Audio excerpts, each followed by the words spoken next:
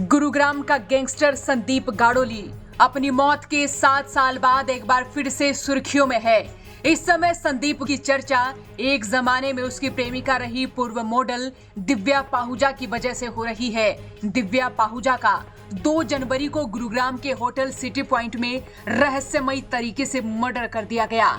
Gurugram police को दिव्या के घर वालों ने 2 जनवरी को उसकी गुमशुदगी की रिपोर्ट दर्ज कराई थी। दिव्या के परिजनों ने बताया था कि वो अपने प्रेमी अभिजीत के साथ 1 जनवरी को घूमने निकली थी और अभी तक घर नहीं लौटी। बता दें, अभिजीत गुरुग्राम में सिटी पॉइंट होटल चलाता है।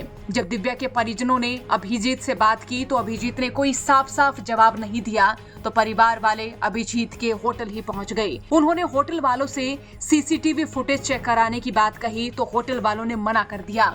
फिर दिव्या के परिजन पुलिस के पास पहुंचे और पुलिस ने होटल पहुंचकर सीसीटीवी चेक किया तो नजर आया कि कातिल रात के अंधेरे में दिव्या की लाश को कॉरिडोर से घसीटते लेकर जा रहे थे।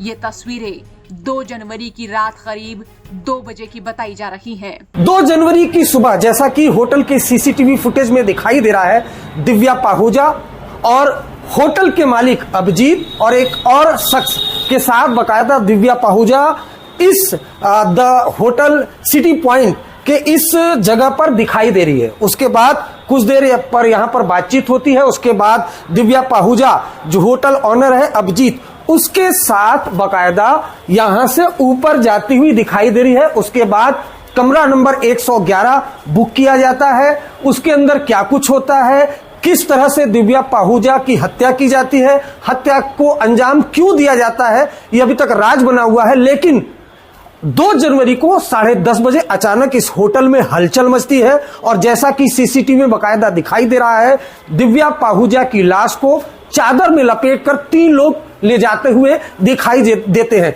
उसके बाद बकायदा इन सीढ़ियों से, ये जो सीढ़ी है नीचे की तरफ आती है, इन सीढ़ियों से जो लाश है उसको यहां पर लेकर जाया जाता है और बाहर BMW कार खड़ी होती है।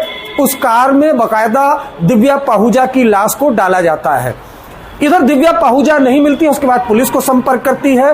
पुलिस जब इस पूरे मामले की छानबीन करती है तो टेक्निकल सर्विलांस के जरिए वो पुलिस की टीम इस होटल में पहुंचती है। यहां छानबीन की जाती है। कमरा नंबर 111 का दरवाजा तोड़ा जाता है। वहां पर काफी एविडेंस मिलते हैं, लेकिन अभी तक जो लाश है दिव्या पाहुजा की नहीं मिलती है।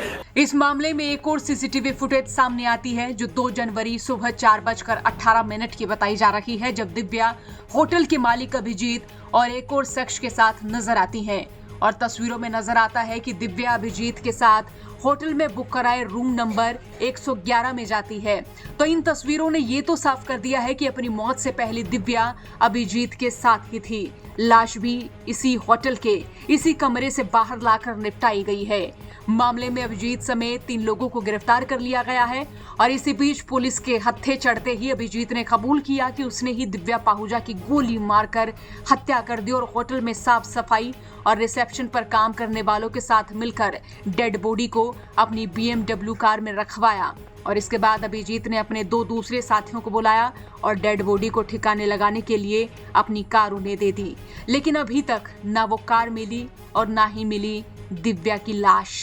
वो अभिजीत जो इस होटल का मालिक है, उसने सेफ्टी के लिए जगह जगह पर जो सीसीटीवी कैमरा आप देख पा रहे हैं लगा रखे हैं।